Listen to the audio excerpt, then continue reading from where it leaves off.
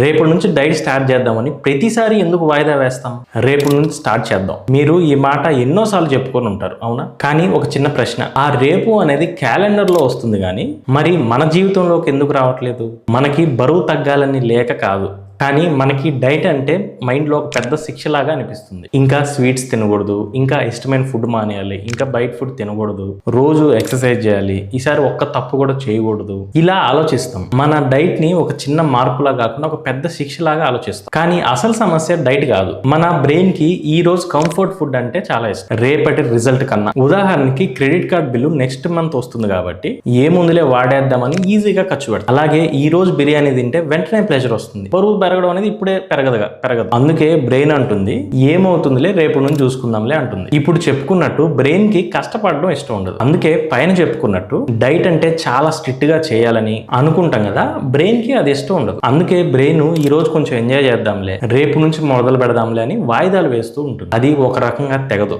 ఒక్కటి గుర్తుపెట్టుకోండి, అసలు పర్ఫెక్ట్ డైట్ అనేది ఉండదు. అసలు బరువు తగ్గాలంటే స్ట్రిక్ట్ గా డైట్ చేయాలని ఎవరు చెప్పారు? టేస్టీ ఫుడ్ తింటూ, పోషకాలు బ్యాలెన్స్ చేస్తూ, కంట్రోల్లో తింటూ ఇలా చేస్తే సరిపోతుంది కదా. ముందు మీ మైండ్ లో ఆ భారాన్ని తీసేసేయండి. ఈ పదాలు మర్చిపోండి. స్ట్రిక్ట్, పర్ఫెక్ట్, సీరియస్ ఇవన్నీ మర్చిపోండి. బరువు తగ్గాలంటే అలవాట్లు మారాలి, కరెక్టే, నిజమే. కానీ అన్ని ఒకేసారి మార్చలేము, అన్ని ఒకేసారి అద్భుతాలు జరగవు. మనం మనుషులం, రోబోలం కాదు, సాఫ్ట్వేర్లం కాదు. కాబట్టి ముందు మొదలు పెడదాం. హైదరాబాద్ నుంచి విజయవాడకి వెళ్ళాలంటే 270 కిలోమీటర్లు నడవాల్సిన అవసరం లేదు. ముందు మన ఇంటి దగ్గర నుంచి వెహికల్ బండి దగ్గర వరకు నడిచి స్టార్ట్ చేస్తే చాలు, ఆటోమేటిక్ గా డెస్టినేషన్ అనేది సాఫీగా వెళ్ళిపోతుంది. అలాగే ముందు మొదలు పెడదాం. కాకపోతే రేపటి నుంచి కాదు, ఈ రోజు నుంచి. ఇలా అనుకోండి, నా నెక్స్ట్ మీల్ నుంచి కరెక్ట్ గా తింటాను అని అనుకోండి. టిఫిన్ మిస్ అయింది అనుకోండి, లంచ్ లో కరెక్ట్ గా బ్యాలెన్స్ చేయండి. లంచ్ ఎక్కువైంది అనుకోండి, డిన్నర్ లో కంట్రోల్లో తినండి, అలాని మానేయొద్దు. ఎక్సర్సైజ్ మిస్ అయింది అనుకోండి, సరే పోనీ ఒక పావు గంట 10 నిమిషాలు వాకింగ్ చేయండి. స్వీట్స్ తిన్నారా, ఇంకా అయిపోయింది, నెక్స్ట్ మండే నుంచి చూద్దాం అని అనుకోకండి.